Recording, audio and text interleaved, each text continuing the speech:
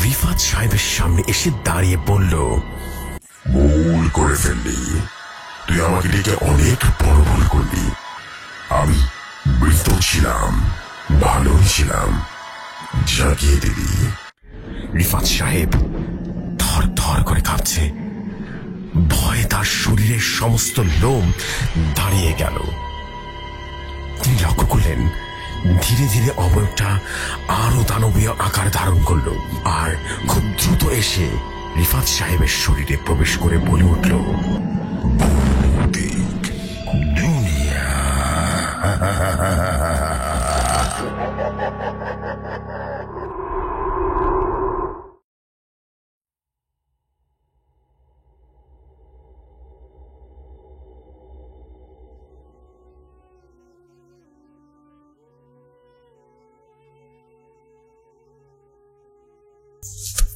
যেভাবে লেখা আছে সেভাবেই পড়ছি। লাশ কাটা ঘরের ভয়ঙ্কর ঘটনা। এই ঘটনার নাম মৃত্যুর পরে। ঢাকার এক পুরনো মেডিকেল কলেজ হাসপাতালের পেছনে গলিতে গেলে এক ধসে পড়া লোহার গেট পাওয়া যায়। সেই গেটটা পেরোলেই নিচু ছাদের স্যাঁতস্যাঁতে এক পুরনো ভবন, মর্গ বা লোকের ভাষায় লাশ কাটা ঘর বলে এটাকে। ঘটনার শুরু রাত তখন প্রায় 2টো। চারিদিকটা একেবারেই যেন স্তব্ধ ছিল। হাসপাতালের মূল ভবনে টিমটিমে আলো জ্বলছে। ভেতরে ডিউটিতে আছে জুনিয়র ডাক্তার ফারহান। সদ্য মেডিকেল পাশ করে ইন্টার্নশিপ শুরু করেছে। হঠাৎ ইমার্জেন্সি থেকে একটা লাশ পাঠানো হলো ময়নাতদন্তের জন্য। মৃত্যুর কারণ অজানা, কিন্তু মুখটা ছিল ভীষণ বিকৃত, যেন কেউ চেপে ধরে মুখটা থেতলে দিয়েছে। আরো অদ্ভুত ব্যাপার হলো মৃতের চোখ খোলা ছিল। ডাক্তার ফারহান সেটা কাঁপা কাঁপা কণ্ঠে নার্সকে বলল, আচ্ছা লাশ কাটার আগে চোখটা বন্ধ করে দিও, বড়ই অস্বস্তি লাগছে। কিন্তু নার্স মাথা নেড়ে জানালো, স্যার ওর চোখ তো নিজেই আবার খুলে যাচ্ছে। লাশ কাটা ঘরে ঢোকার পর ফারহান একাই ছিল। হঠাৎ সে শুনতে পেল ফিসফিসানি একটা আওয়াজ, ফারহান আমাকে খুলে দাও, আমার শরীরটা পুরোপুরি কাটো না, প্লিজ আমাকে কেটো না। ফারহান যেন থমকে গেল। চারিপাশে কেউ নেই। মাইনর অটোপসি টুল নিয়ে সে মৃতদেহের দিকে এগোতে আবারও সেই কণ্ঠস্বর, তোমারও শরীর একদিন এখানে আসবে। মুহূর্তে লাইটটা যেন ফ্লিকার করতে লাগলো। বাতি নিভে গেল একবার, আবারও ঝুলে উঠল। তখন ফারহান দেখল লাশটা হঠাৎ করে বসে পড়েছে। চোখ থেকে রক্ত ঝরছে আর ঠোঁটটা নাড়ছে। সে পিছিয়ে আসতে টেবিলের পেছনে ফ্রিজটা যেন খুলে গেল আপনা আপনি। একে একে বের হতে থাকে 3টি লাশ, সাদা চাদরে ঢাকা, কিন্তু নিচ থেকে পচা নখ আর সাদা চোখগুলো উঁকি দিচ্ছে। হঠাৎ পুরনো ডায়েরি পড়ে যায় টেবিল থেকে, খুলে যায় নিজেই আবার নিজে। এক পৃষ্ঠায় লেখা, লাশ কাটা ঘরের অভিশাপ শুরু হয়েছিল 1971 সালে। একজন মৃত মানুষের আত্মা এখনো মুক্ত হয়নি। এবং ডায়েরির পাতায় লেখা ছিল মৃতের নাম এবং রক্তাক্ত এক রাতের ঘটনা। রাত তখন 2:35। ডাক্তার ফারহানের পেছনের দেয়ালে ঠ্যাস দিয়ে দাঁড়িয়ে কাঁপতে কাঁপতে ডায়েরিটার দিকে তাকিয়ে আছে। বাতিগুলো টিমটিম করছে আর টেবিলের ওপরে বসে থাকা সে বিকৃত মুখের লাশটা তাকিয়ে আছে তার দিকে। চোখ দুটো যেন জ্বলছে, ঠোঁট হালকা হালকা করে নড়ছে, যেন কিছু ফিস ফিস করে বলছে, ফারহান আমার নামটা পড়ে ফেলো, দেখো কি করছো তোমরা। ডায়েরির পাতায় লেখা 1971। নাম সৈয়দ আবুল বাড়ি, পেশা পাকিস্তানি মিলিটারি মেডিকেল কর্পোরেশনের ক্যাপ্টেন, অবস্থান পূর্ব পাকিস্তান, ঢাকা মেডিকেল ক্যাম্প 1971। কাজ বিশেষ বন্দীদের উপরে শারীরিক পরীক্ষা, ফলাফল আত্মা ফিরে আসেনি। ফারহান যেন চোখ বড় বড় করে তাকিয়ে রইল। ডায়েরিতে আরো লেখা ছিল, আমি তাদের শরীর চিরে দেখেছি। যারা বলতো দেশ স্বাধীন হবে তাদের হৃৎপিণ্ডটা খুলে আমি শুনেছি ওরা কিভাবে ভালোবাসে। আমি চিকিৎসক ছিলাম না, আমি ছিলাম এক্সপেরিমেন্টাল কসাই। কিন্তু মৃত্যুর পর আমি বুঝেছি প্রতিটা দেহ আমার কাছে ক্ষমা চাইছে, আর আমি মুক্তি পাইনি। আমার শরীর কাটা হয়ে গেছে মৃত্যুর পর, কিন্তু আত্মা রয়ে গেছে এই ঘরে। এবং এরপর শেষ লাইনটা ছিল, যে আমার নাম জানবে তার শরীর আমার বদলে কাটবে। সৈয়দ আবুল বাড়ি। ফারহানের মাথায় যেন বাজ পড়ে গেল, সে বিকৃত লাশটায় সৈয়দ বাড়ির দেহ, কিন্তু এত বছর পর সে কিভাবে ফিরল? অথচ মৃতদেহর রেজিস্টার লেখা ছিল নাম আজিজুল, বয়স 48, একজন ভাবো করে। তবে মৃতের হাতে বা পাশে সুয়ের দাগ ছিল, জেলের ভ্যাকসিন ট্যাটু ছিল। তবে কি এই লাশ আসলে সৈয়দ বাড়ির দেহ? ডায়েরির শেষ পাতা অদ্ভুতভাবে লেখা ছিল, শেষ দিন শেষ অঙ্গ, আজ আমার বদলে কেউ একজন আসবে আর আমি পুরো হব। ফারহান, তুমি কি প্রস্তুত? হঠাৎ করে চারিদিকের বাতিটা নিভে গেল। অন্ধকারে একটা ঠান্ডা বাতাস যেন বইতে শুরু করলো, আর যেন হাড় গিলা কান্না ঘরের কোনো এক কোণ থেকে শোনা যাচ্ছিল। ফারহান মোবাইলের টর্চটা জ্বালানো, দেখলো টেবিলের উপরে লাশটা নেই। পেছনে তাকাতে দেখতে পেল একটা ছায়া মূর্তি ধীরে ধীরে তার দিকে এগিয়ে আসছে। শরীরটা বিকৃত, চোখটা ফাঁকা, কাটা মুখে তার একটা চাপা হাসি। সেখানে বলা, তোমার হৃৎপিণ্ড চাই ফারহান, তোমার শরীরটা আমার মুক্তি। হঠাৎ করে ঘরের দরজাটা খুলে গেল জোরে। এক লোক ঢুকলো, ডোম রাজু, হাসপাতালের পুরনো দেহঘরের কর্মচারী, অদ্ভুত মানুষ। হাতে ছিল এক পুরনো কাঠের তাবিজ আর এক বোতল কালি রঙের জল। সে চিৎকার করে বলল, পেছনে যা, বাড়ি একবারও না, তোকে আবার করতে পাঠাবো রে। ডোম রাজু সেই জলের বোতল ফারহানের গায়ে ছুটতে সবকিছুই যেন বেরিয়ে গেল। লাশটা আবারও টেবিলে গেল, চোখ বন্ধ, বাতি জ্বলে উঠল। ফারহান যেন ঘেমে একেবারে ভিজে গেছে। ঘড়িতে দেখলো 4:45। তারপরে মনে হচ্ছে একটা চোখ তার পেছন দিকে তাকিয়ে আছে। তাবিজটা গলায় পরিয়ে দিল রাজু, বলল, এই ছিল প্রথম, তবে এটা শেষ নয়। বাড়ি কিন্তু পুরোপুরি ফিরেনি, শুধু শরীরটা এসেছে। আত্মা এখনো খুঁজছে একজনকে পুরো হয়ে ফেরার জন্য। ডোম রাজু আসল নাম হচ্ছে রাজু শেখ, বয়স আনুমানিক 60 থেকে 65 হবে। সে ঢাকার পুরনো মেডিকেল কলেজে মর্গের কাজ করে প্রায় 40 বছরেরও বেশি সময় ধরে। তবে আশ্চর্যের বিষয়, হাসপাতালে বর্তমানে কেউই তাকে নিয়মিত কর্মচারী বলে না। অনেকে বলে সে তো কবেই অবসর নিয়েছে, কেউ কেউ বলে সে নাকি মারা গেছে। সে হেঁটে যায় লাশ ঘরের ফ্রিজের সামনে, এক একটা মৃতদেহের দিকে তাকিয়ে ফিসফিস করে কথা বলে, আর হাতে ঝোলানো কাঠের বস্তাটাকে বের করে পুরনো তাবিজ আর নুন মাটি মেশানো ধূপ। এবার আসি রাজুর অতীত সম্পর্কে। 1971 সালের সময় সে ছিল হাসপাতালের একজন জুনিয়র ডোম। মৃতদেহ সৎকারের দায়িত্ব তার ভাগেই পড়ত এবং সৈয়দ আবুল বাড়ির অত্যাচার এবং গোপন পরীক্ষার সময় রাজু ছিল একমাত্র সাক্ষী। একদিন সে লুকিয়ে লুকিয়ে দেখলো বাড়ি এক যুবকের শরীর চিরে তার হৃৎপিণ্ডটা বের করে খোঁজার চেষ্টা করছে। যুদ্ধের আবেগ কোথা থেকে আসে তার। সে আর সহ্য করতে না পেরে একজন মুক্তিযোদ্ধা নার্সকে নিয়ে বাড়ির বিরুদ্ধে প্রমাণ জোগাড় করে, কিন্তু ধরা পড়ে যায়। সে নার্সকে মেরে ফেলে বাড়ি, আর রাজুকে চাপা দিয়ে রাখা হয়। জ্যান্ত কবর দেওয়া হয়েছিল হাসপাতালের পুরনো বেসমেন্টে। কিন্তু কিছুদিন পর হাসপাতালের ডাস ঘরের সামনে দেখা যায় এক মাটি মাখানো শরীরের লোককে, চোখে শূন্য দৃষ্টি আর মুখে খালি একটা কথা, মৃতরা শান্তি চায়, আর যারা শরীর নিক্ষাবে তাদের আত্মা আমি ঘুমোতে দেই না। অনেকে বিশ্বাস করে রাজু তখন থেকে মৃতদের পাহারাদার ছিল, এক অর্ধেক জীবিত অর্ধেক আত্মা, যে প্রতি মুহূর্তে মৃতদের আশেপাশে ঘোরে যাতে কেউ তাদের শরীর নিয়ে কুকাজ না করতে পারে। আর তার হাতে থাকা তাবিজ আর কালো জল আসলে এক ধরনের রক্ষা কবচ। তৈরি হয় মৃতদের ছাই, নিম পাতা এবং পুরনো তাল পাতার মন্ত্র দিয়ে। সে জানে কার আত্মা ঘুরে বেড়াচ্ছে আর কে লাশের ভেতরে পেছনে আসতে চাইছে। ফারহান এক সময় রাজুর কাছ থেকে একটা ডায়েরি পাবে, যেখানে লেখা থাকবে প্রতিটি আত্মার নাম, তার মৃত্যুর ধরন এবং কে কবে আবারও ফিরে আসতে চেয়েছিল। সেই ডায়েরির ভেতরে একটা পাতায় থাকবে, সৈয়দ আবুল বাড়ি শেষ হয়নি, এখনো দেহ খোঁজে। প্রতিবার চাঁদের রাতে ঠিক আগের দিন ফিরে আসে। শুধু দেহ নয়, তার কুকর্মে যারা জড়িত ছিল তাদের আত্মার টুকরো টুকরো করে ফিরে আসে। আর আমি পাহারা দিই, যতদিন না কোনো একজন নিজের হৃৎপিণ্ড নিয়ে ওকে পরিপূর্ণ করবে।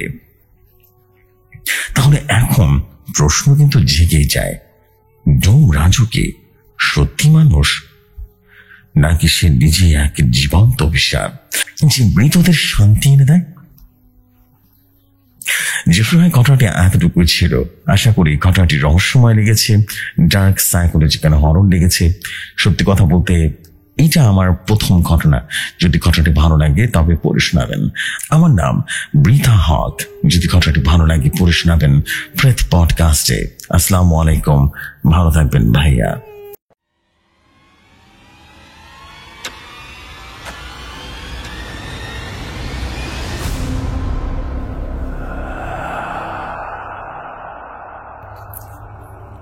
ওয়াও, স্টোরিটা কিন্তু বেশ ইন্টারেস্টিং ছিল। সত্যি কথা বলি তাহলে বলতে হবে যে বেশ ক্রিপি অ্যান্ড অদ্ভুত ছিল ঘটনাটা। অল ওভার বলবো যে প্রতিটা জায়গায় কেমন যেন রোমহর্ষক ছিল, ভালো লেগেছে আমার কাছে। মানে একই সাথে বলবো যে সবই আছে স্টোরির ভেতরে। সাইকোলজিক্যাল হরর ব্যাপার স্যাপার ছিল যেটা আমি খুব পছন্দ করি, এবং একই সাথে ফিলিং লাইক ওয়াও, সবই আছে ঘটনার ভিতরে, সবই ছিল। আমার কাছে মনে হয়েছে well this is a perfect horror story, যার ভিতরে সবই পাওয়া গেছে, রহস্য, একই সাথে সাসপেন্স, একই সাথে হরর, ডার্ক সাইকোলজি, সব মিক্সড একটা ভার্সন ছিল। অল ওভার দারুণ স্টোরি ছিল। Thank you very much brother. আশা করছি আপনার কাছ থেকে আরো দারুণ সব স্টোরি আমি পাবো সামনেও, অ্যান্ড ইনশাল্লাহ দারুণ কিছু হয়ে যাবে, isn't it? Thank you very much, thank you very very much for your story. আমি এখন যেটা করতে চাই সেটা হচ্ছে, আমি আর দেরি করবো না, আমি এখন সরাসরি চলে যাব পরবর্তী ঘটনায়, এবং আশা করছি পরবর্তী ঘটনা আপনাদের কাছে অনেক বেশি ভালো লাগবে। চলে যাই পরবর্তী ঘটনায়। তবে যাওয়ার আগে প্রতিবারের মতো বলবো, আপনারাও চাইলে কিন্তু ঘটনা পাঠাতে পারেন আমাদের কাছে, এবং নিশ্চয়ই জানেন যে ঘটনা পাঠানোর কিন্তু ওয়ে আছে একটাই, হুইচ ইজ ইমেল। ইমেল আইডিটা হচ্ছে preth.সাদেনmusic@gmail.com। ঠিক এই ইমেলে আপনারা কিন্তু ঘটনা পাঠাবেন, অন্য কোনো ইমেল নেই, এই একটাই আমাদের email, which is preth.sadenmusic@gmail.com। PRET, তারপর ফুল স্টপ, একটা ফুল স্টপ আছে, এবং এরপরে sadenmusic@gmail.com। This is the fact. আশা করছি আপনাদের অনেক ভালো লাগছে। আমি এখন আর দেরি করবো না, আমি সরাসরি চলে যাবো নেক্সট স্টোরিতে। নেক্সট স্টোরিটা আশা করছি আপনাদের কাছে ভালো লাগবে। নেক্সট স্টোরি একটা পিশাচের ঘটনা আছে, চলুন শুনে আসি পিশাচের ঘটনাটি।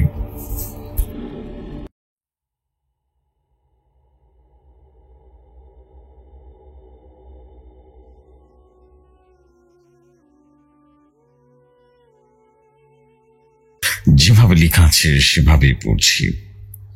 পিশাচ পথ। রাত্রির অন্ধকার গ্রাস করে নিয়েছিল পুরো গোটা নিঃসর্গপুর গ্রামটাকে। গায়ের এক প্রান্তে অবস্থিত ধান ক্ষেত, পুকুর আর বট গাছ ঘেরা জনপথটাকে বলা হতো পিশাচ পথ। একসময় এই পথে নাকি একসাথে 3 জন কবর খননকারী অদৃশ্যভাবে উধাও হয়ে গেছিল। তারপর সন্ধ্যার পর ওই পথ বন্ধ হয়ে যেত, লোকেরা আর পা রাখত না ওদিকে। গায়ের সবচাইতে বয়স্ক লোক ছিলেন কবিরাজ উজির আলী। বয়স প্রায় 80-র কাছাকাছি ছিল। গায়ে শক্তি নেই, কিন্তু চোখের এমন এক অভিজ্ঞতার দীপ্তি যা ভয়কেও থামিয়ে দেয়। তিনি ছিলেন তান্ত্রিক কবিরাজ, যিনি শুধুমাত্র গাছগাছরায় ওষুধ তৈরি করতেন না, ভয়ঙ্কর আত্মাদের সঙ্গে লড়তেন নিজের বিদ্যা দিয়ে। একদিন সন্ধ্যার পরে উজির আলী ঘরের দরজা কড়া নাড়ল এক যুবক, যার নাম ছিল রফিক। চোখে মুখে তীব্র আতঙ্ক, গলা শুকিয়ে একেবারেই যেন কাঠ হয়ে গেছে। কবিরাজ কাকা, বাঁচান না কাকা, আমার ভাইটা তো আর ফিরল না। কোথায় ওর ভাই? কোথায় সে চলে গেছে বলবো তো, বুঝতে পারছি না তো। জব্বার গেল পিশাচ পথ দিক দিয়ে কইরা চুলি আর খেজুর পাতার জোগাড় করতে গেছিল। 1 ঘন্টা পড়ে গেছে, কোনো খোঁজ নাই। উজির আলীর মুখে একটা চাপা দীর্ঘশ্বাস। তিনি জানতেন এই দিনটা একদিন আসবেই। তিনি খুব আস্তে করে বললেন, আজ 15 বছর পর আবার কেউ হারাইলো না কেউ পিশাচ পথে? সময় কম, আমাকে একাই যেতে হবে এই রাতের বেলা। রাত তখন 12টা। উজির আলী কবিরাজ তার পুরনো খয়েরি বস্ত্র পরে নিলেন, হাতে তামার ছড়ি এবং কোমরে এক গুচ্ছ রুদ্রাক্ষের মালা, আর সাথে ছোট্ট একটা থলে, যার ভেতরে ছিল কাঁটা লঙ্কা, তিল, ভৌম এবং তামার তাবিজ। তিনি হাঁটতে শুরু করলেন সে নিষিদ্ধ পথের দিকে। রাস্তার বাতাস থমথমে, পাখি নেই, ব্যাঙ নেই, এমনকি ঝিঝি পোকারাও চুপ হয়ে গেছে। হঠাৎ দূর থেকে ভেসে এলো এক বিকট হাহাকার, এমন কণ্ঠস্বর যেন মৃত্যুর নিজস্ব গান। তিনি বুঝলেন পিশাচ জেগে গেছে। পিশাচ পথের কেন্দ্রস্থল, যেখানে একটা পরিত্যক্ত কুয়া ছিল, সেখানে ঘটল প্রথম মুখোমুখি। উজির আলী পৌঁছাতে মাটির তলা থেকে যেন একটা জ্বালা মুখ যেন খুলে গেল এবং ধোঁয়ার মতো কালো কুয়াশা ঘিরে ফেলল তাকে। এক বিকট গন্ধ, 3.5 মাসের পচা মাংসের মতো। তারপরে চোখে পড়ল একটা বিকৃত মানব আকৃতি, মাথা উল্টে যাওয়ার মতো অবস্থা এবং চোখ সাদা, মুখের রক্তের ছোপ। আর 2 হাতের লকেট তো আছে রফিকের ভাই জব্বারের মাথা। উজির আলী পিশাচ যেন গর্জন করে উঠল আর বলল, তোকে তো আমি বহু বছর আগে খেতে চেয়েছিলাম, তুই পালিয়ে গেছিলি, এবার তোর সময় শেষ। উজির আলী কবিরাজ নিজের থর থেকে তুলে নিলেন লঙ্কা, তিল এবং বাতাসে ছড়ে দিয়ে মন্ত্র পড়তে শুরু করলেন। অদ্ভুত এক মন্ত্র। পিশাচ কেঁপে উঠল। ভয়, দুঃসহ, ক্রোধ আর অতীতের স্মৃতি যেন একসাথে চেপে ধরল তাকে। উজির আলী কবিরাজ জানতেন সময় খুবই অল্প আছে। তিনি পিশাচের দিকে ছুড়ে দিলেন রুদ্রাক্ষের বানা, যা কিনা তান্ত্রিক রক্তে শুদ্ধ করা হয়েছে। আগুনের ফুলকির মতো বিস্ফোরণ ঘটল আর কুয়াশা সরে গিয়ে দেখা গেল পিশাচ থরথর করে কাঁপছে। কিন্তু হঠাৎ পেছন থেকে কে যেন উজির আলীর মাথায় আঘাত করলো। তিনি মাটিতে লুটিয়ে পড়লেন। ধীরে ধীরে তার চেতনা হারাতে শুরু করলো। এরপর যা দেখলেন তা ছিল আরো বেশি ভয়াবহ। রফিক সেই যুবকটাই দাঁড়িয়ে আছে পিশাচের পাশে, মুখে হিংস্র একটা হাসি। সে বলল, তোমরা বৃত্তা জানতে চেয়েছিলে কবিরাজ, আজ তুমি মরবে। আমি অবরোধের নতুন গুরু। পরের দিন সকালে লোকজন দেখতে পেল পিশাচের মাঝখানে পড়ে আছে উজির আলীর পোড়া দেহটা। শরীর জ্বলে গেছে, মুখে অজানা এক আতঙ্কের ছাপ। পাশে একটা রক্ত মাখা রুদ্রাক্ষের বানা আর পাতা খুলে থাকা তান্ত্রিকের বই। গায়ের লোকেরা বলল, পিশাচ আবারও জেগে গেছে, আবারও জেগে গেছে। এরপর কেটে গেল বেশ কয়েকটা দিন। কবিরাজ উজির আলী নিহত হন পিশাচ পথে। পেছনে দাঁড়িয়ে ছিল সেই যুবক রফিক, যে পিশাচের সেবায় নিজেকে উৎসর্গ করে দেয়। গ্রামের গা ছমছমে কাহিনী নতুন করে জেগে ওঠে, কিন্তু বাস্তবে কি ঘটেছিল তা কেউ জানে না। নিঃস্বর্গপুর থেকে 3 ক্রোধ দূরে নিঃসঙ্গ মসজিদের পেছনে থাকেন বৃদ্ধ ফকির জাকারিয়া হুজুর। তিনি ছিলেন একসময় বাঘমারা দরবার শরীফের মোর্শেদ, যার বিদ্যার পরিধি ছিল ইসলাম, তাসাউফ, তাবিজ, কবজ আর সেই যন্ত্রণা যা মানুষের চোখে পড়ে না। তিনি খবর পেলেন উজির আলীর মৃত্যুর কথা। এক ছাত্র তাকে এসে বলল, হুজুর, নিঃস্বর্গপুর ভয়ঙ্কর কিছু ঘটে গেছে। উজির আলী তো মারা গেছে, শরীর পুড়ে গেছে, মুখ বিকৃত হয়ে গেছে। তিনি বললেন, আর বলিস না। জাকারিয়া হুজুর ফিসফিস করে বললেন, ওখানে আবার কিছু জেগে গেছে। আমি বুঝতে পারছি কবরের নিচে কিছু একটু নড়ছে। পিশাচ পথে এখন নিয়মিত মাঝরাতে বাতি জ্বলে। এরপর কেটে গেল বেশ কয়েকটা দিন। পিশাচ পথে এখন নিয়মিত মাঝরাতে বাতি জ্বলে ওঠে। জ্বলে বলে কেউ দেখে না, শুধু আলো দেখা যায়। গ্রামের এক কিশোর ইলিয়াস বন্ধুকে চ্যালেঞ্জ করে গেল পিশাচ পথে। সে ফিরে এলো না। পরদিন সকালে গ্রামের প্রান্তে পাওয়া গেল তার জামা পুরোটাই রক্তে ভেজা, কিন্তু শরীর নেই। এক বৃদ্ধ কাঁপা কাঁপা গলায় বলল, পিশাচ আবার গোস্ত খাওয়া শুরু করে গেছে নাকি? রফিক এখন সে সাধারণ যুবক নয়, সে এখন গুপ্ত সংগঠনের প্রধান, নাম তামাসা-ই পিশাচ। এই সংগঠনের সদস্যরা সবাই রাতের অন্ধকারে একত্রিত হয়, পিশাচদের পুজো করে এবং ভয়ঙ্কর সবকিছু বলি দেয়। নতুন সংযুক্ত হয়েছে একজন মাসুদ, এক গরিব শিক্ষক যার মেয়ে হারিয়ে গেছে। বিলাল এখানকার মসজিদের মুয়াজ্জিন, যার উপরে ভর করে আছে এক মহিলা প্রেতাত্মা। ছায়া এক অপরাধ বেদিনী, যার গান শুনলে মানুষের স্মৃতি মুছে যায়।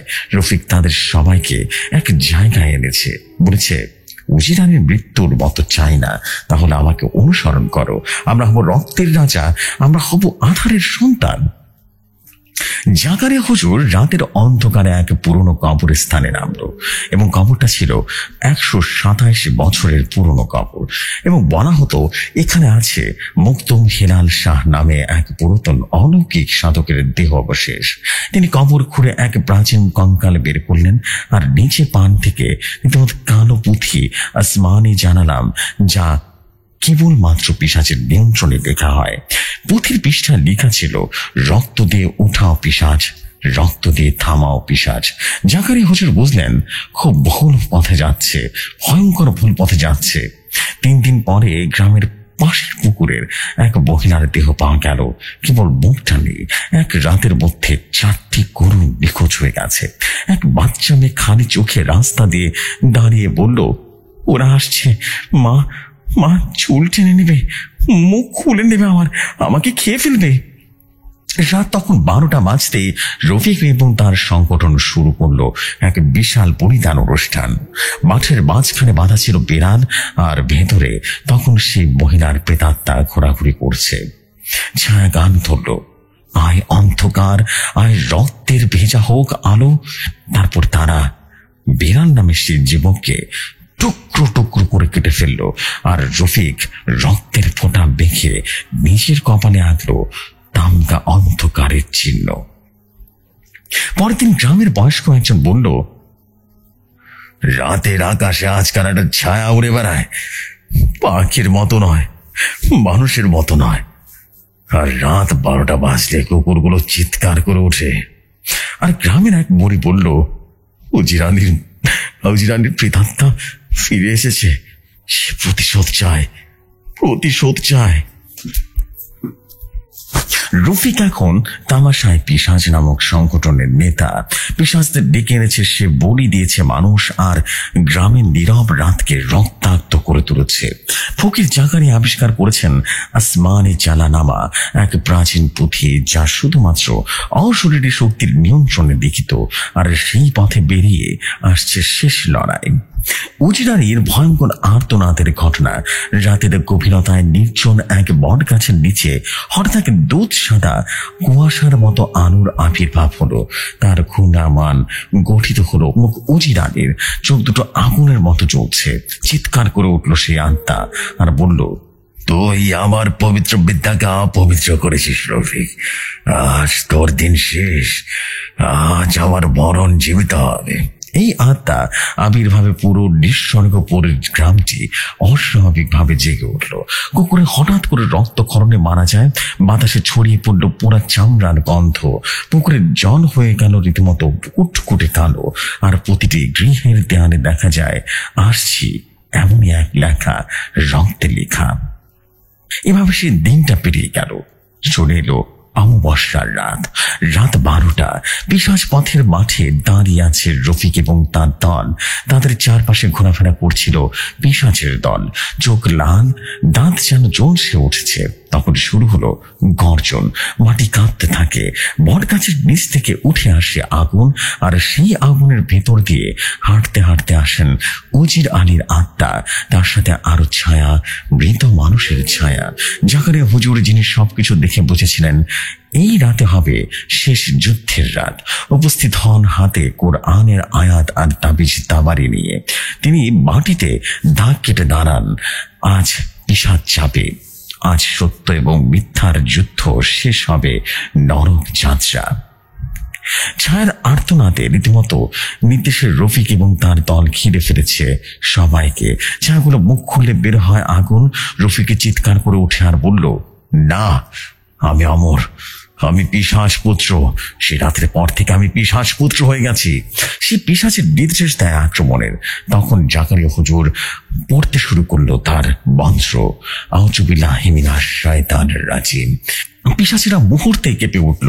উজির আলীর আত্মা রফিকের দিকে এগিয়ে গিয়ে বলল, তুই আমাকে হত্যা করেছিস, কিন্তু মাথায় রাখিস, আত্মা মরে না, আজ তোকে ছিন্ন বিচ্ছিন্ন করবো আমি। খাওয়ার ঝাপটায় রফিক ছিটকে যায়, কিন্তু সে উঠে দাঁড়ায় আর তার কপালে আঁকা পিশাচ তঙ্গা যেন আগুন ছড়াতে থাকে। সে চিৎকার করে ডাকে, বাহির জাহান্নামী আয়। আকাশ যেন কালো হয়ে যায়। এক দানবীয় আকৃতির বিভৎস দেহ নামতে থাকে মেঘ থেকে, কিন্তু হঠাৎই জাকারিয়া হুজুর পুঁথি যেন খুলে গেল। ইয়া আদিম, ইয়া কাহার, ইয়া মুমিত। আকাশের ভয়াল ছায়া চিৎকার করে বিলীন হয়ে গেল। উজির আলীর আত্মা এবার রফিকের কাছে গিয়ে মুখোমুখি গিয়ে দাঁড়ালো আর বলল, এই বিদ্যাদের রক্ষা করা হয়, রক্ত চাওয়া হয় না। বিদ্যার অপব্যবহার, আজ তুই হবি সৃষ্টির বলি। রফিক পালাতে গেল, কিন্তু চারপাশের আগুন যেন জ্বলে উঠল। একদম শেষে সে হাঁটু গেড়ে বসে চিৎকার করলো আর বলল, আমাকে বাঁচাও, পিশাচদের ছেড়ে দাও, আমাকে মাফ করে দাও কাকা, মাফ করে দাও। উজির আলী আত্মা যেন চুপ করে থাকে। ধীরে ধীরে এগিয়ে গিয়ে কপালের ছোঁয়ায় রফিকের দেহ কোলে কোলে ধোঁয়ার সাথে মিলিয়ে গেল, আর তার একই সাথে তার আশেপাশে রক্ত যেন ছিটকে ছিটকে পড়ছিল। রফিকের শরীরের রক্ত ছাড়া আর কিছুই থাকলো না, শুধু পড়ে থাকা পিশাচের তামগা যা চূর্ণ হয়ে ছড়িয়ে যায় বাতাসে। এই ঘটনার পর নিঃসর্গপুর পিশাচের আর কোনো চিহ্ন দেখা যায়নি। জাকারিয়া হুজুর মাটিতে চাপা দেন সে পুঁথি চিরতরে। উজির আলীর আত্মা ধীরে ধীরে বিলীন হয়ে যায় বাতাসে। এক ফিসফিসানি যেন রেখে যায়, বিদ্যা কখনো বিক্রি করো না, বিশ্বাস রেখো, নয়তো আমি আবারও আসবো। এমনই সব ফিসফিস কথা বলতে বলতে চলে গেলেন উজির আলীর আত্মা। এরপর কয়েক বছর কেটে যায়। এই কয়েক বছরে নিঃসর্গপুর গ্রামে কিছুই ঘটেনি। কয়েক বছর পর এক শহরে গবেষক আসে নিঃসর্গপুরে। সে পিশাচ পথে ঘুরে বেড়ায় আর দেখে মাটির নিচে কোথায় যেন আগুন আবার চলে উঠেছে।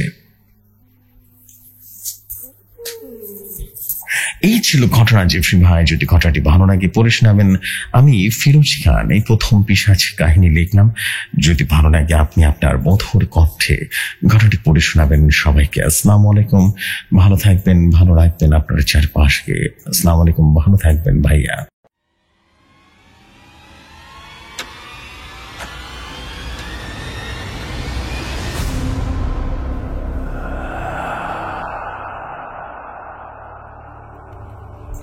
ওয়ালাইকুম আসসালাম প্রিয় ভাই, what a beautiful story.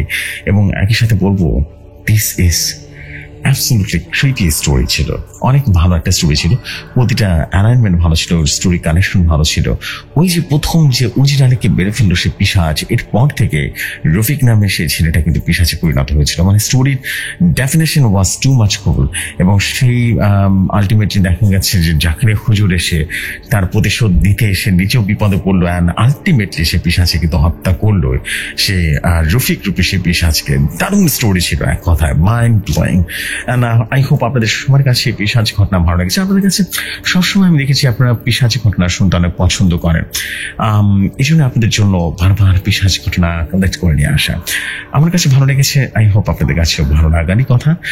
And আপনাদের কাছে ভালো লাগলে আই হোপ আমাদের এই যে কষ্টটা সেটা সার্থক হয়ে যাবে। থ্যাংক ইউ ভেরি মাচ এই স্টোরি পাঠানোর জন্য আমাকে। অ্যান্ড ফিরোজ ভাই আছে বলেই আমাদের কিন্তু প্রেত চলছে, আর সত্যি কথা উনি না থাকলে আমরা প্রেত কবেই বিলীন হয়ে যেত। সত্যি বললাম, দারুণ ছিল আপনার স্টোরি ভাই। Thank you very much for you beautiful story. And আশা করছি এভাবেই দারুণ সব স্টোরি আমরা কিন্তু শুনতে পারবো আপনার মাধ্যমে। Thank you very much, thank you very very much.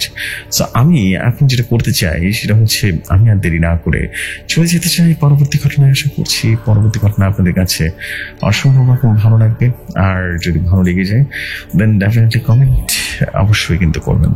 So আপনাদেরকে আবার একটা কথা বলবো, আপনারা যারা যারা আছেন আপনারা ঘটনা পাঠাতে ইচ্ছুক তারা কিন্তু ঘটনা পাঠাতেই পারেন।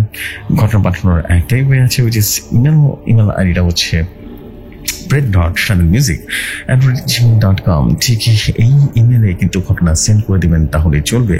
অ্যান্ড অবশ্যই মাস্ট বি ঘটনাটি ইউনিক, আগে কোথাও প্রচার হয়েছে এমন কোনো ঘটনা দয়া করে আমাকে পাঠাবেন না, তাহলে চলবে।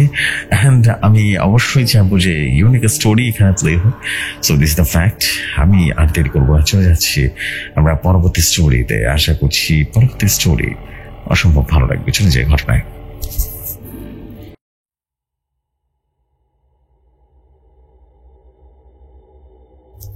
যেভাবে লেখা আছে সেভাবেই পড়ছি। ঘটনার নাম অভিশপ্ত পুতুল, স্থান বগুড়ার একটি প্রত্যন্ত গ্রাম কলন্দপুর। গ্রামের শেষ প্রান্তে দাঁড়িয়ে থাকা একটা পুরনো গাঁজা বাড়ি বছরের পর বছর টানা বন্ধ। মানুষের মুখে মুখে ফিরে ওখানে নাকি একসময় কালো সাধনা করা হতো বা কালো জাদুর সাধনা করা হতো। কেউ বলে ডাইনির ঘর, কেউ বলে সিদ্ধি ফকিরের আস্তানা। এই গণত কর্ম রোদের দিনে এই বাড়ি নিয়ে কেউ আসা কথা বলে না, তবে রাত হলে ফিসফিসানির শব্দ শুরু হয়ে যায়। রফিক মিয়া গ্রামের একজন সফল কৃষক। অন্যদের চেয়ে একটু বেশি জমি, একটু বেশি ফসল, ওর জন্যই মানুষ ওকে অনেক বেশি ঈর্ষা করত এবং ভয়ঙ্কর ধরনের ঈর্ষা করত। বিশেষ করে পাশের জমির করিম। দীর্ঘদিন ধরে জমি নিয়ে দ্বন্দ্ব চলছিল তাদের মধ্যে, কিন্তু কেউ ভাবতে পারেনি করিম একদিন এতটা ভয়ঙ্কর রূপে আবির্ভাব হবে। এক রাতে রফিক মিয়ার স্ত্রী হালিমা ঘরের উঠোনে একটা ছোট্ট পুতুল খুঁজে পায়, পায়ে মাটি মেখে বানানো, কাপড়ে মোড়া আর মুখটা আঁকা, অদ্ভুত ভাবে চোখ দুটো রক্তলাল, কাঁথার সুতো দিয়ে বাঁধা হাত, পেটের মধ্যে গোজা কিছু সুচ। হালিমা ভয় পেয়ে সেটা পুকুরে ফেলে দেয়, কিন্তু ঠিক সেদিন রাতে শুরু হয় এক অস্বাভাবিকতা। রফিকের ঘুম ভেঙে যায় গভীর রাতে, দেখে বুকের উপরে বসে আছে কালো ছায়ার মতো কিছু একটা। তার শরীর দাঁড়াতে চালাতে পারছে না, মুখ দিয়ে আওয়াজ বের হয় না। সে চোখের সামনে দেখে সেটা ধীরে ধীরে তার বুকের উপরে ঢুকে যাচ্ছে। পরদিন সকালে উঠে দেখে তার বুকের ঠিক মাঝখানে নীলচে একটা দাগ, যেন কেউ ছুঁড়ে মেরেছে সেখানটায়। দিন যায়, সপ্তাহ যায়, রফিক ধীরে ধীরে দুর্বল হয়ে পড়ে। সব ডাক্তার দেখানো হয়, কিন্তু কেউ কোনো রোগ ধরতে পারেনি। সে ধীরে ধীরে শুকিয়ে যাচ্ছিল, মুখ রংহীন, চোখ গর্তে ঢুকে যাচ্ছে, অথচ কোনো জ্বর নেই, ইনফেকশন নেই। হালিমা বলে রফিক রাতে চিৎকার করে উঠে বসে। সে দেখে অন্ধকারে এক মহিলা হাসছে, দাঁতগুলো সাদা নয়, একেবারেই কালো।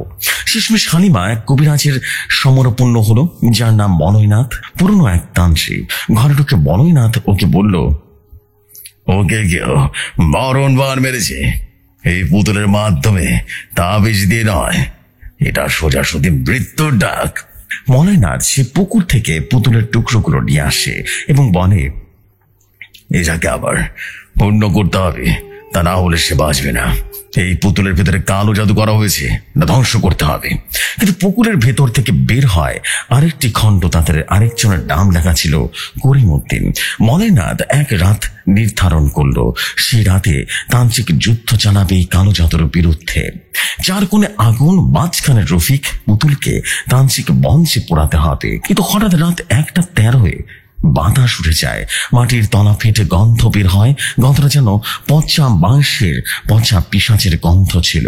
আগুন মুহূর্তে নিভে যায়, পুতুলটা নিজে নিজেই নড়তে থাকে। মলেনাথ চিৎকার করে ওঠে, পেছনে যা, পেছনে যা। কিন্তু কেউ দেরি হয়ে গেছে, অনেক বেশি দেরি হয়ে গেছে। পুতুলটা আগুন ছাড়িয়ে এসে রফিকের মুখে লাফিয়ে পড়ে। মুহূর্তে রফিকের শরীর জ্বলতে থাকে, ভেতর থেকে যেন জ্বলতে থাকে, না আগুনে না রোদে, সে যেন মরে গেল এক অস্পষ্ট চাপে। রাত 2টোর দিকে সবকিছুই যেন থেমে যায়। মনে বলল, আমি চেষ্টার কোনো কম করিনি, কিন্তু এই অভিশাপ এসেছে স্বয়ং গোপন সংগঠনের কাছ থেকে। কাল নিশাচার এই গোপন চক্র, যারা কালো জাদুতে অনেক বেশি পারদর্শী, তাদের কেউ যদি নিশানা করে কাউকে, তারা বাঁচে না। আমি পারলাম না। রফিকের দাফনের পর হালিমা আর কাউকে কিছুই বলেনি, তবে মাঝে মধ্যে তাকে বাড়ির উঠোনে দাঁড়িয়ে থাকতে দেখা যায়, হাত ভর্তি পুতুল, চোখ দুটো রক্তের মতো লাল। এভাবেই কয়েকটা দিন কেটে গেল। রফিকের মৃত্যুর 3 দিন পরে করিমউদ্দিনের চেহারা মুহূর্তে কেমন যেন বদলে যেতে শুরু করে। তার চোখের নিচে কালি, গায়ে জ্বর নেই, কিন্তু শরীর যেন কাঁপছে থরথর করে। হঠাৎ হঠাৎ তার গলার স্বর পাল্টে যাচ্ছে, মাঝে মাঝে যেন নিজের না অন্য কারো গলায় কথা বলছে। তিনি দিনে ধীরে খিটখিটে স্বভাবের হয়ে গেলেন। কাউকে সহ্য করতে পারলেন না। রাতে বাড়ির উঠোনে দাঁড়িয়ে কাঁধ ঝাঁকিয়ে কাঁদেন, আর তার কাঁদার শব্দ আর 5 জনের মতো নয়, যেন কুকুরের মতো ঘেউ ঘেউ করা মানুষের বিলাপের মাঝামাঝি এক ভয়ঙ্কর প্রতিধ্বনি। এক রাতে করিমউদ্দিন গোসল শেষে আয়নার দিকে তাকিয়ে হঠাৎ দেখতে পেলেন আয়নায় সে একা নয়, তার পেছনে দাঁড়িয়ে আছে একটা নারী, যার চুল একেবারে ছাড়ানো, চোখগুলো যেন জ্বলজ্বল করছে, মুখে হাসি কিন্তু দাঁত নেই, বিভৎস এক চেহারা। সে বলল, তুই একে হত্যা করেছিস, আর আমি তোকে এখন দেখতে এসেছি, তোকে শেষ করে দেব। করিম পেছনে ঘুরে কাউকে দেখতে পেলেন না, কিন্তু সে মুহূর্তে সে আয়নায় মুখে দেখা বন্ধ হয়ে গেল। আয়নাতে যে দেখা যায় তা আর মানুষ নয়, তার নিজের একটা বিকৃত রূপ। মুখ বিকৃত হয়ে যাওয়া, চোখ একেবারে ফাঁকা, শুধু অন্ধকার। জানা গেল করিমউদ্দিন শুধু ব্ল্যাক ম্যাজিকই করেনি, সে কাল নিশাচর নামের এক গোপন সংগঠনের সাহায্য নিয়েছিল। এই সংগঠন প্রবেশ করতে হলে একটা রক্তপণ দিতে হয়। রফিক ছিল তার পণ, কিন্তু সমস্যাটা হলো সে পুতুল তৈরির নিয়ম ঠিক মতো বানেননি। একটা নিয়ম ছিল যা ভঙ্গ করলে অভিশাপ ঘরে ফেরে। নিয়মটি ছিল, যাকে হত্যা করবে তার রক্তে তৈরি পুতুল মুখে যেন ভুল করে নিজের ছায়া না পড়ে। কিন্তু রফিকের পুতুল বানাতে গিয়ে করিম নিজের তার ছায়া ফেলে দিয়েছিল মাটির সে পুতুলের ওপরে, আর সেই ছায়া পুতুলে আটকে গিয়ে সে নিজেই অভিশপ্ত হয়েছিল। করিমউদ্দিনের মৃত্যু কিন্তু হয়নি, সে হারিয়ে গিয়েছিল নিজের মধ্যেই। একদিন গ্রামের কিছু ছেলে দেখতে পায় করিম ধান খেতে বসে নিজের পেট কেটে মাটি খাচ্ছে। কেউ কিছুই বলতে পারেনি, সে নিজেই বলছিল, আমি মাটির সন্তান, এখন মাটিতে ফিরবো। তারপর হঠাৎ একদিন সে উধাও হয়ে যায়, কিন্তু প্রতিদিন সূর্যাস্তের আগে কেউ কেউ দেখে গ্রামের এক গুড়িতে এক লোহার কড়াইতে পুঁতে রাখা আছে কিছু কাপে ঝাপ ঝাপ রক্ত, যা কিনা গড়িয়ে পড়ে। রাতে যখন ঝড় ওঠে তখন হঠাৎ কারো কণ্ঠ ভেসে আসে, রফিক, মাফ করিস, আমি জানি না ওর মাঝে আমার ছায়া ঢুকে পড়েছিল, আমি মরিনি রে, আমাকে তোরা বাঁচাতে পারবি না। কারো শুধু শিখতে গেলে তার প্রতিদানও দিতে হয়। করিমউদ্দিন মৃত্যু চেয়েছিল, কিন্তু কাল নিশাচর তাকে দিয়েছিল অনন্ত জীবন্ত মৃত্যু, যেখানে সে দিন দিন মানুষ থেকে মাটির এক অভিশপ্ত আত্মায় পরিণত হচ্ছে। যে সময় এই ছিল ঘটনা। যদি গল্পটি ভালো লাগে পড়ে শোনাবেন। একটা কথাই বলবো, আর তা হচ্ছে, কালো জাদু কখনোই ভালো কিছু বয়ে আনে না। যে কালো জাদু করে তার উপরেও এর ভয়াবহ প্রভাব পড়বে, আর যে কালো জাদু করেছে তার উপর তো প্রভাব পড়বেই। এই হচ্ছে ঘটনা। যে সময় ভালো লাগলে পড়ে শোনাবেন। আসসালামু আলাইকুম, আমি ইমরান খান।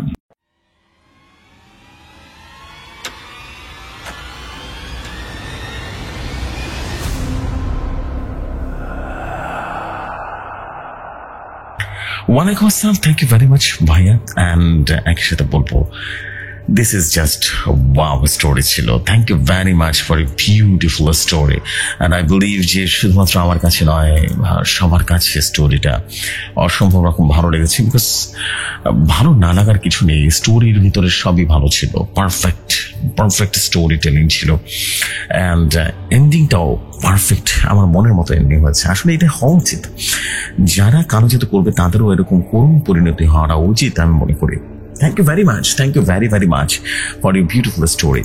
সো আমি এখন যেটা করতে চাই সেটা হচ্ছে, আর দেরি করবো না, আমি সরাসরি চলে যেতে চাই আমাদের পরবর্তী ঘটনা।